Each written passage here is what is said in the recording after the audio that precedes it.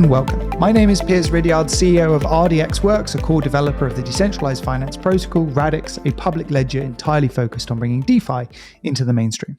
This is our podcast, The DeFi Download, a show about decentralized finance and all things crypto, where we dive into the details of the projects, assets, and services that are powering the DeFi revolution. Today, I'm joined by Rob, CEO of Digivault.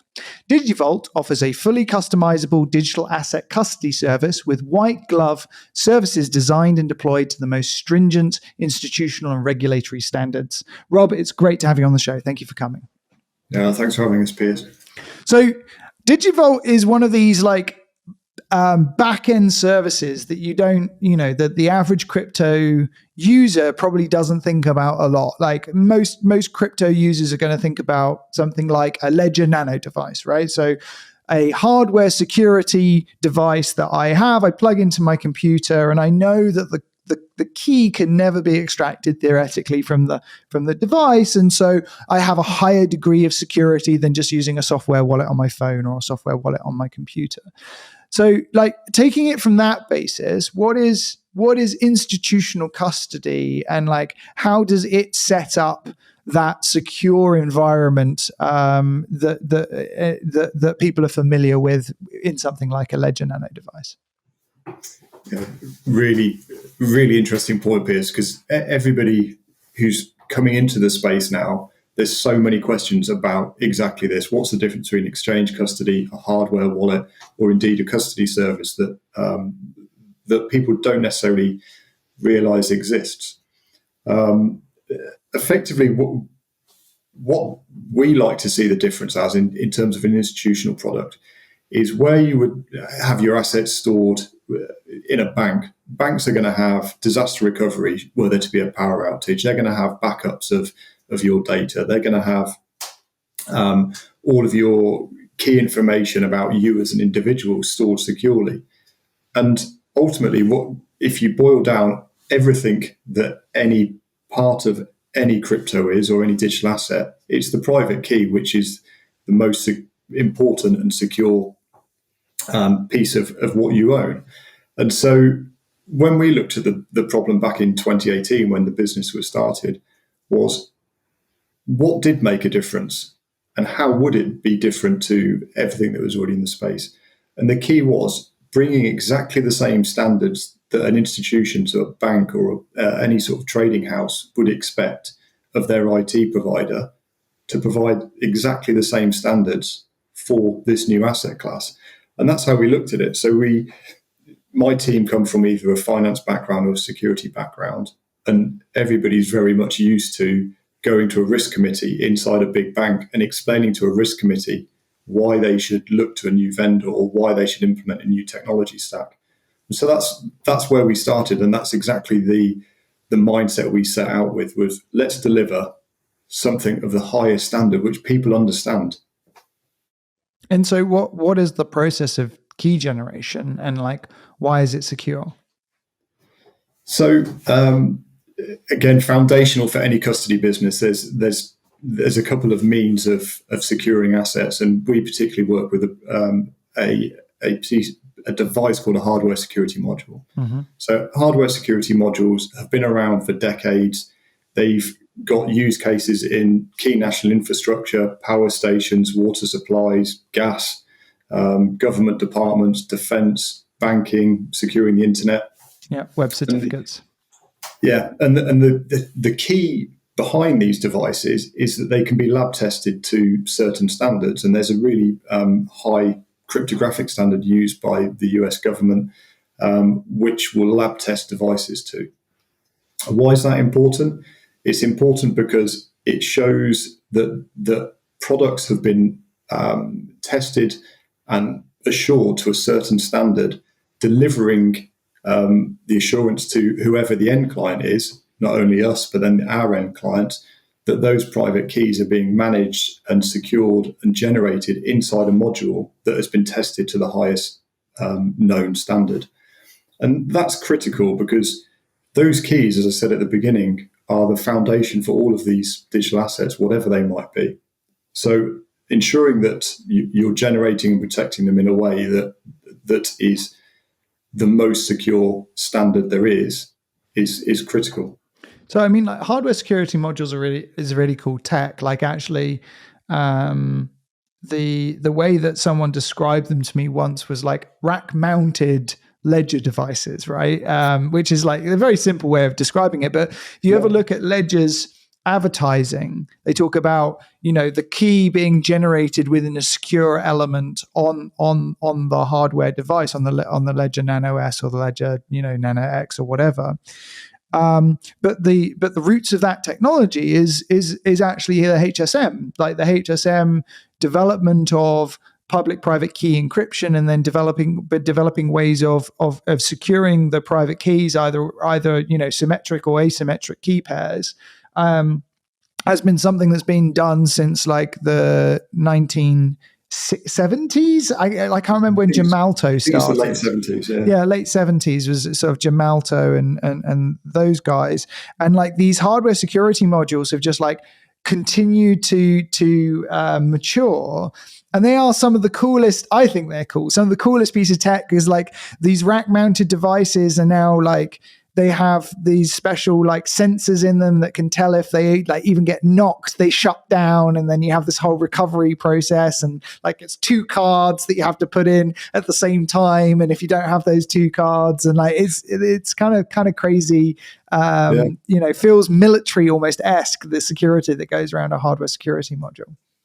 Absolutely, and some people think the lengths that have been gone to protect these things is too much, but it's often with security that people don't even think about it until it's too late. Right. So yeah, you're absolutely spot on. The way they're treated, some of the different levels of hardware security module you can buy, and that was critical for us, because the way that we saw the space changing over time, to bring in real institutional money, delivering technology they can understand and a risk committee can get their hands around and shake and look at and say, yeah, we get it.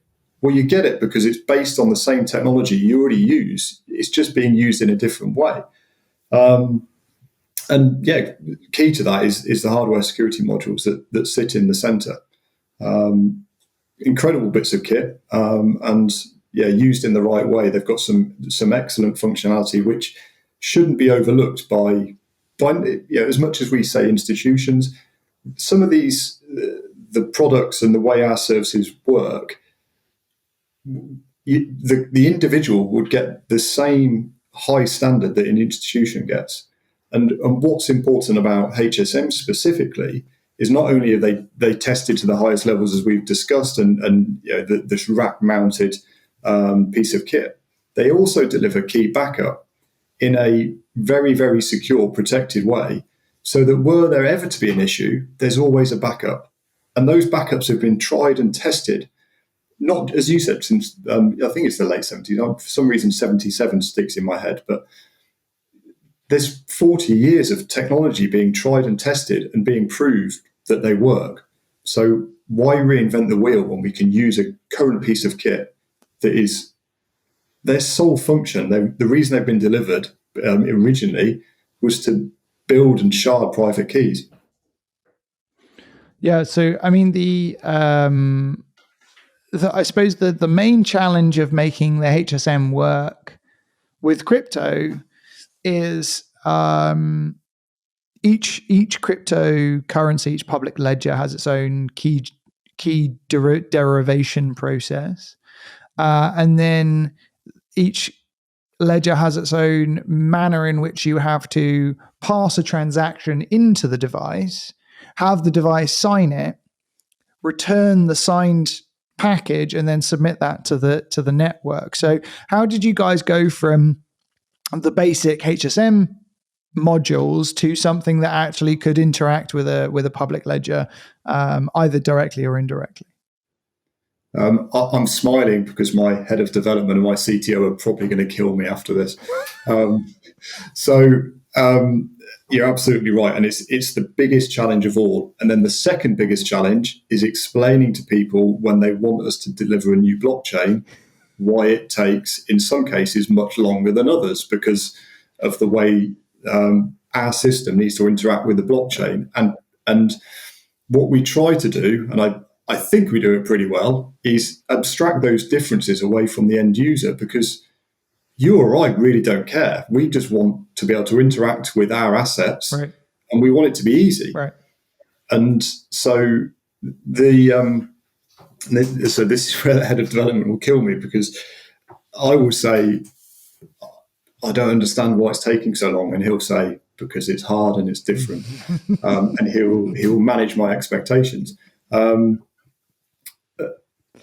But certainly, how the and this is the magic that is in any custody business. Any custody business that's worth their weight in gold has got to solve the problem of whatever their underlying tech, making sure they interact with a blockchain and deliver a solution to their end user that is essentially seamless, so they don't see the differences.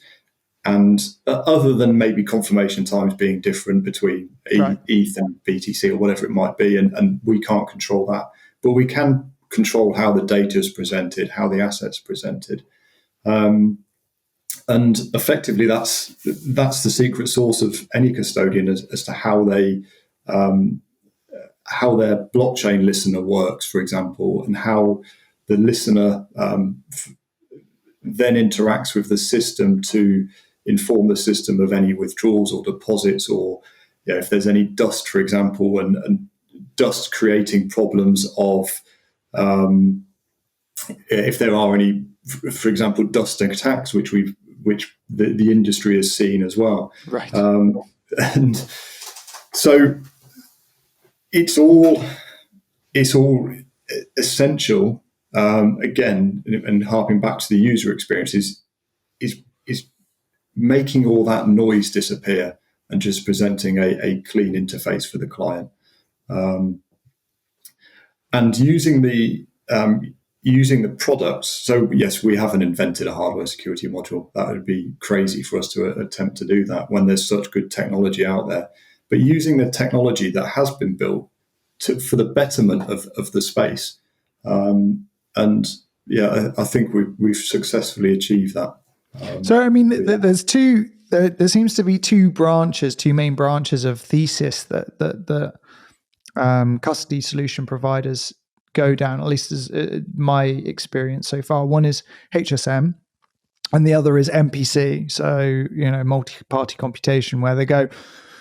So HSM, from my sort of like basic understanding, you are relying on the fact that you can secure a key, right? And then you have backup infrastructure for that key, and then you have security around access to that key. And so you have the hardware security module, and then you have the interface that allows access to that hardware security module, and all of your rules, your access rules that sit on top of that, like, it has to be 2 or 3 approvers on our platform and all that. It doesn't actually really sit on the HSM itself. It sits on like a level layer above. So what is central is you have one key, and that controls the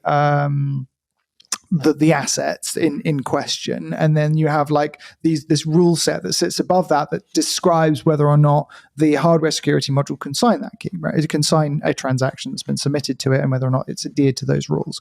And then on the other side, you have MPC, which is almost a completely different approach. It's going, well, we're not going to rely on a really secure device. We're instead going to rely on multiple devices that individually can be less secure, but are more secure as a result of the fact of there being many of them, ideally geographically separated. So you can say, right, this MPC computation is going to be done across 5 devices, and any 3 of them in combination can actually sign a transaction. It makes it less flexible as in terms of the rules that you can put above it, because you can just go, well, it's these 5 devices, and if I need to change the number of devices, I actually have to redo the MPC calculation. So it's less flexible than the HSM approach. But from the point of view of having a really expensive device in a server somewhere, it's a bit more flexible, because I could just use a laptop, and someone else could use a laptop, and someone else can use a laptop, and then collectively we can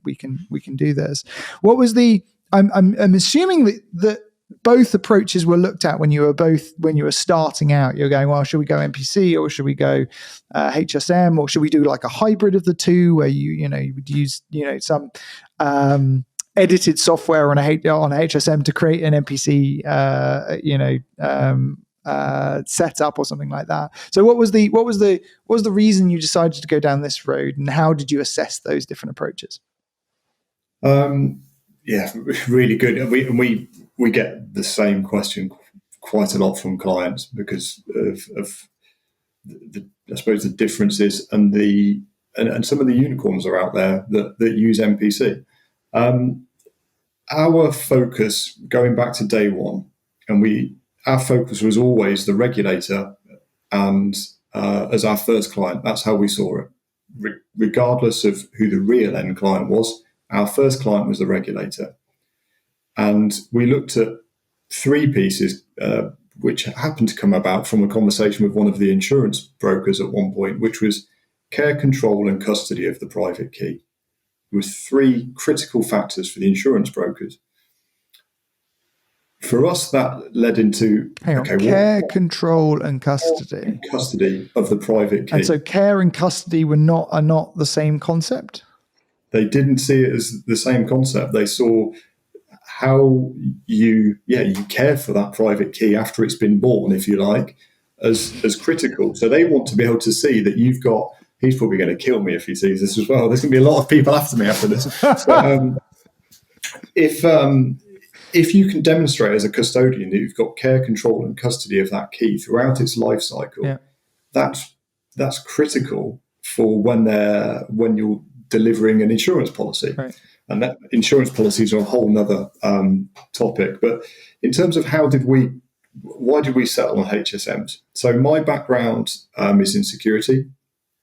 My CTO's background is financial institutions, and he's been delivering into the likes of UBS, where he and I met, Lloyds Banking Group, JP, for 20 years. And so he was very much used to institutions. What was a risk committee looking for? What was a technology governance committee looking for? And so the fact that hardware security modules had been tried and tested for so long was a big tick for us. We looked at MPC, we looked at hardware security modules, and going back to a point made before, hardware security modules were always brought about with the view that they were a hardware module that was designed purely for private key management. They transact great number of private keys a minute, and so it met a particular two points. It met the ability to protect and generate private keys, and they were well known to institutional risk committees. So that was a big win for us. And then, sort of from my security background, knowing where these devices are used and specifically the type we use, it had the heritage, it had the history, it had use, and we could marry them together. And as part of our risk assessment that we did day one, it just made sense for us to go with it. I know that two of the biggest providers use MPC. I'm very, very much conscious that whenever I have a sales meeting, people ask me about it. It was a decision taken 4 years ago. We stand by it. And I still believe that in terms of the capability of protecting a private key, there's nothing better. That's what these things were built for. And to your point, the fact that you can literally nudge them and alarms go off, or the highest level device is protected against freezing in is it liquid nitrogen or whatever it is, and so on and so on. Yep. Yeah, it just made sense for us. Yeah, they are really cool. Like some of them, like if you try and do a deconstruction of it, it actually burns the chip on the. It's like this is cool. Yeah. This is really cool. Yeah, absolutely. And the whole backup thing as well. So we've got a couple of products, and I won't go into them unless you want to. But we've got a cold solution, And then we've got what others do term a cold solution, but we don't. It still has a connection. It might be a very, very secure connection, but it still has a connection. And so hardware security modules, brilliant, crazy piece of kit. And as much, so we use hardware security modules in both solutions. But what's really cool about the fact that they generate the backups is the way our cold solution works, because the purely offline one, we work with a vault provider called Malka Remit, and they've been storing billions in gold bullion for decades. They've got vaults all over the world. So our hardware sits inside their vaults. So do our key backups. So for a bank, an institution, high net worth individual, family office, it's really easy for them to imagine that their private key is genuinely sat next to a gold bar that might sit in another part of their portfolio. Right. So for them, people imagine the Mission Impossible type vaults with geo-fencing around the building, which they do have, and bollards that are buried 20 foot underground or whatever they are for the physical security on the outside. So that was another reason that we went with hardware security modules, because we wanted to be able to assure clients that their custodian that they'd chosen, had their private key, not only the primary key, but the backup. And it was secured in exceptionally robust systems and physical locations. So I think the improvements in user experience are super important. And like a lot of this comes down to the base idea of if you had a secret and on the discovery of the secret, you could move $1 billion of assets, how would you secure that secret? And like, in the early days of crypto, we've seen people lose what is now worth billions of dollars of Bitcoin just as a result of poor secret management. However, a lot of people blame the user. They say, oh, not your keys, not your crypto. You were the person responsible for losing that, when actually like the base level of this technology is actually quite unforgiving, right? Because it relies on this idea of being able to hold and keep a secret. And being able to keep that secret, because everything else, that ability to have pseudonymity, that ability to just be able to present a proof to the network, is all based on this idea of being able to keep secret. And just the very idea of institutional custody, I think, at base, that's what you guys are doing, but you're doing it in a way that means that more larger companies can get involved. You're separating out the idea of an individual owning a key and going to the idea of a corporation owning a key. And then there's being all this complex rule sets about access and transaction size and all this kind of stuff that comes up. So like, what are you seeing as the change in the user base of crypto and what that means for the institutional custody business? So we've certainly over the 3.5 years we've been running, seeing a change and a change in the mentality of what's accessible to individuals, be it a retail client or a institutional client, and how they view the space differently. And we're seeing the likes of access to not necessarily Bitcoin itself, but access to the sector through certain companies being listed on a stock market. So you've got different ways institutions are now able to come into the space, be it through buying stock in a listed vehicle, or buying something such as an exchange traded note, which is there's been 7 or 8 products now in the last 6 or 7 months that are enabling a different type of access.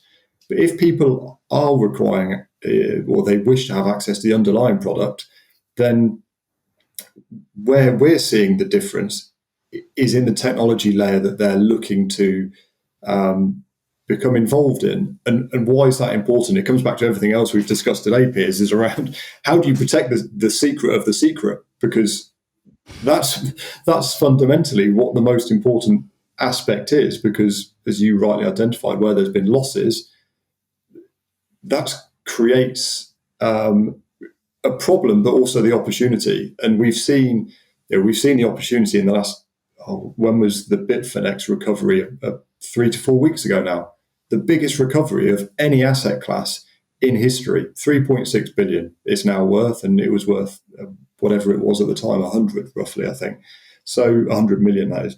So for those who aren't aware, can you just give us some more details on that? Yeah, so, and therefore that plays into what's important in the way we're seeing the aspects change now of what people are looking for. So several years ago, roughly 5 years ago now, there was a hack of Bitfinex of roughly $100 million from memory that it was. That 100 million is now worth 3.6 billion because of the movement in the asset value. And simply put, it's a great saving scheme. It's a very, very good saving scheme. Simply put, if 5 years ago 100 million in gold had been taken, you wouldn't be recovering it now. So when I talk about an opportunity, I don't just mean in being able to see how this asset class is beneficial. You can recover something that was lost 5 years ago. That isn't possible. As in gold, if 100 million in gold had gone 5 years ago, it would have melted down, it would have been disappeared permanently. Whereas with the analytics tools becoming so good now, IP addresses, and all the various means that people are using to track assets, is very much a fundamental shift in fraud cases that you can now recover these things. And therefore, why is that beneficial? Well, not only does it mean that there's longevity for individuals if they have a loss, and there are means, and there's more companies coming online now. We work with a partner who's very much focused in this space. But it means that if there are losses, there is a means of recovering them when you're operating in non-privacy coins. And even with privacy coins now, there are steps being taken to try and track those. But equally, as an institution, I would certainly suggest, I wouldn't issue guidance, but I'd suggest that institutions don't become involved in privacy coins because of the history of what they've been used for and continue to be used for. But that's interesting. That's an interesting statement. So privacy coins have got a lot of, I think have got a lot of regulatory view, like a lot of regulatory pushback, right? Yeah. And however, I think that there's in some ways there may be a conflict between GDPR regulation and non-privacy coins. From the point of view of actually what you require as in a financial transaction with the bank legislation and their ability to pass on customer data with the transaction. What they say is this customer is sending this transaction. They don't go, this customer is sending this transaction, and here's every single transaction through history that this customer has ever done, plus here's all of the information. And what the space has done is they've gone to the regulator, they've gone, hey, Mr. Regulator, you should like crypto because we can do chain analytics on it. And the regulator's gone, oh, that's interesting. So you're saying that we can make sure, from very large numbers of hops back, that this hasn't been, a problematic transaction. I think right now, because we're in the early phases of crypto, the idea of all transaction data being on Ledger isn't yet being pushed forwards as being a GDPR privacy problem, but I think it actually may become one. And I think that privacy coins may actually just come back. I think there is ways of doing privacy in a way that's compliant with AML regulation. And I think that the space should continue. I don't think we should write off privacy coins. Yes, you're right. Yeah, absolutely. Because if you, to your GDPR point there, how's the travel rule going to play into this? Because it's a fantastic idea, but you've also, how does that impact GDPR and how do the two coexist? Right. Because with the travel rule, you're not just identifying the person and the transaction, you're identifying the person, the transaction, the wallet, and therefore all their transaction history up to this point. Yeah. That's quite a large disclosure. And I think the regulator. I think actually there's a really interesting fight coming. There's the AML regulation versus the GDPR regulation, and I think at base, while GDPR regulation creates a load of organizational complexity in compliance. I actually do fundamentally agree with it. I think that it's important that people have a right to be forgotten, that you don't hold records for longer than you should, because of all of the times that that data can end up being breached and can end up causing problems for personal privacy. And like that's happened to lots and lots of companies. I think that So I do think privacy is really important, and I think we should continue working on it. And I think we should continue. And I think that privacy coin plus data, the travel rule, may be sufficient to accept a privacy coin. Yeah, that's a really interesting concept. So yeah, because I'm pointing to certain coins, such probably Monero is an obvious one. But when you look at it from a user perspective, right, as opposed to a regulator perspective. Do I want my history of all of my financial transactions out there? So. Right.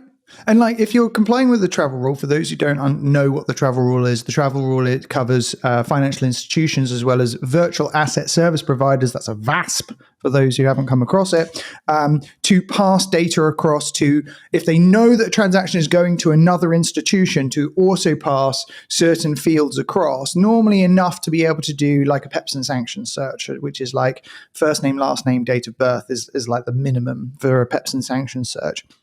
But every single country, of course, has different like rules as to what you have to send. Like Canada has like the strictest, and then anyway. So if you're a bank and someone walks in with a suitcase full of cash and goes, "Here you go, I want to put that in my bank deposit," then the bank will say, well, where did you get it from? But if you can just say, well, I got it because I run a building company and lots of my customers pay me in cash, and look, here's my building company, that's fine. It doesn't mean that you can't deposit it. And the same thing, anyone who's like had a bunch of money wired into their account also has the same questions from the bank. The bank goes, well, where's this £50,000 from?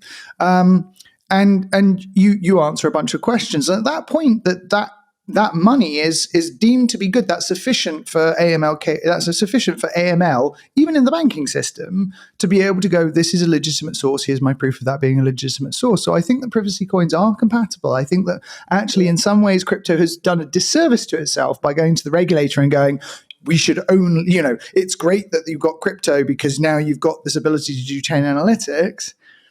And now the regulator's going, well, we always want chain analytics, and privacy calls you can't do that with privacy coins, and they're going, well, we won't do that anyway. Sorry, this is like this is an axe I have to grind. It's a really interesting point, and I think it's certainly going to play into the future of the space, and certainly back to what our institutions looking for. I don't necessarily think they're looking but some might be looking for guidance as they find their way into the space. And certainly understanding how they can use the technology for their benefit. And certainly where we've previously looked at tokenization, we've got the capability to support it. But if you look at the bigger picture, for the world to take on the tokenization of assets, so for those high level to explain that, taking, say, a football stadium, breaking it down into a bunch of tokens that individuals can buy, whereby on an annual basis, they might get, every time someone sits in their seat, their dividend payment is £10 because someone has sat in the seat they own. Or someone buys a beer in the stadium, so the owner of the token gets a beer benefit from that beer being bought as well. So as much and as great as the infrastructure might be long-term, there's so much that needs deploying and a better understanding before institutions can really become involved in, for example, tokenization. But what we're seeing currently for what do institutions want as for custody, it's something we've talked about earlier, is the security of the infrastructure, knowledge and understanding of where their keys are being stored, and simplicity, because it's all too easy to say, we could integrate easily. But for them, it's another piece of an already really vast puzzle. So we have to make it easy, because the moment it becomes difficult, it's a really simple tick list to say no to. Mm-hmm. So right. making it easy to integrate with current systems. With Swift, for example, people are still figuring through Swift and how the Swift protocol can be used for messaging in the crypto space. I think really, yeah, that's kind of depressing, actually. Yeah, we're a bank. We want to do crypto. Can you make it work with Swift? God, Swift messaging. So that's something that's never going to die, is it? We're going to be doing Swift messaging transactions in 100 years' time. Yeah. So it's just going to end up with blockchain transactions. There's message on Swift. So is that a step in the middle before we see a fundamental shift in how systems are configured and they talk to each other potentially? There's so many routes that it can go.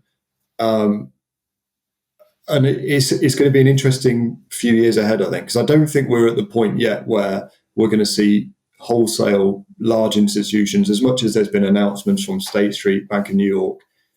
I can't imagine they're going to be announcing 2 weeks ago, 3 weeks ago, and doing something in 6 months. I think 2022 there's going to be a lot to play through, and then in 23 we might start seeing how they're going to start deploying their solutions and what they really look like. Right. And like I suppose the interesting thing about institutions is the trust model's very different. Like I can trust myself because I trust myself with access to my own crypto.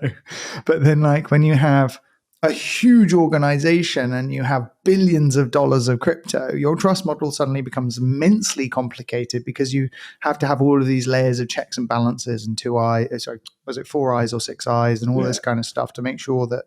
So this is what you're building your service for.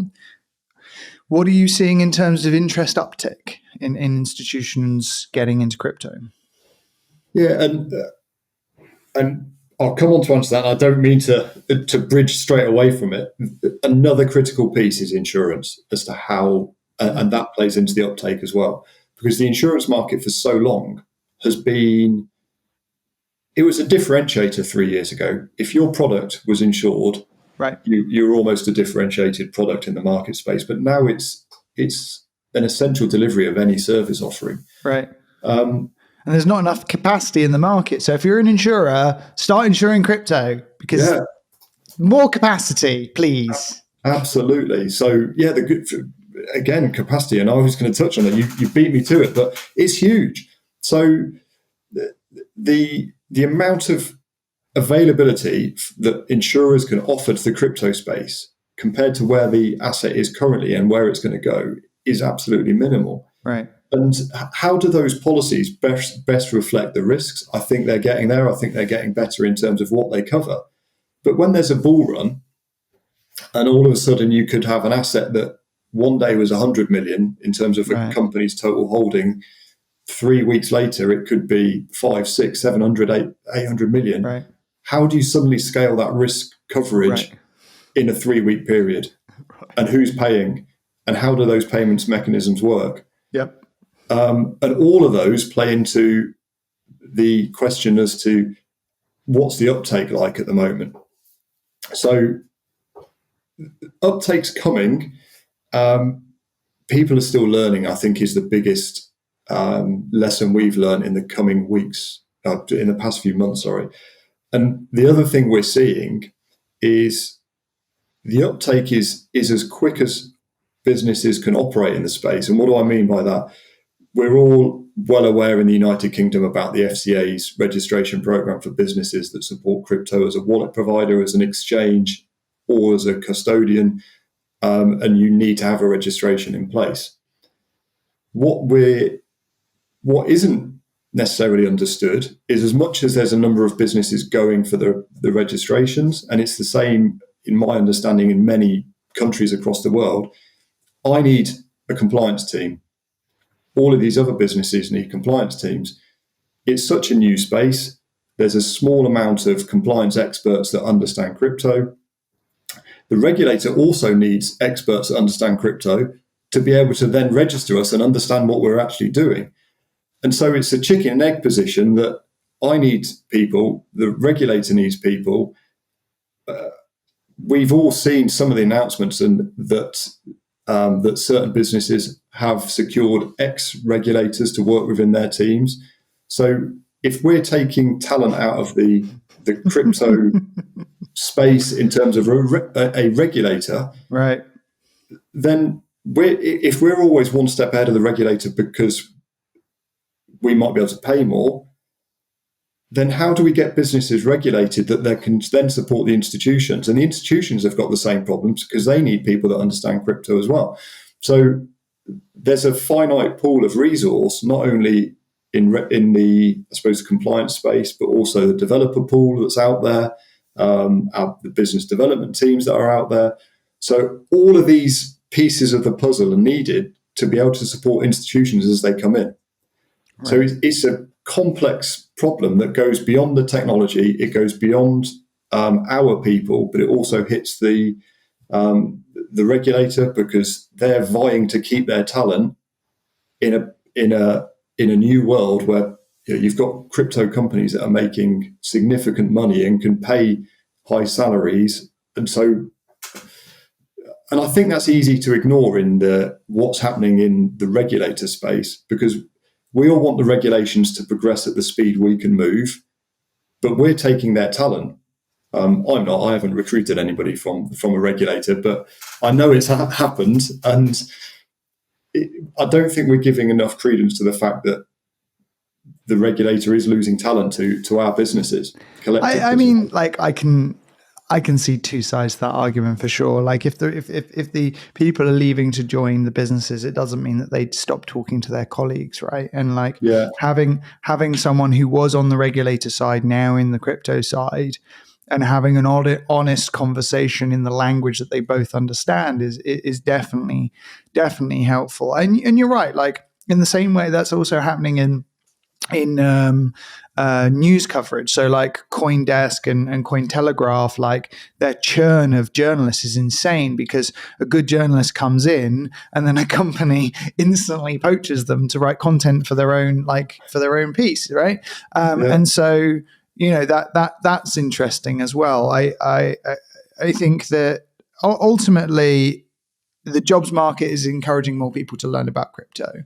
It's encouraging more people to upskill, and that's all for the good. But yeah, you're right. Like poaching is really annoying. And I'm not saying that I wholly disagree with you. I'm just giving the other side of the both sides of the story are super important because it gives a balance that we all need, and we all need to understand it because we've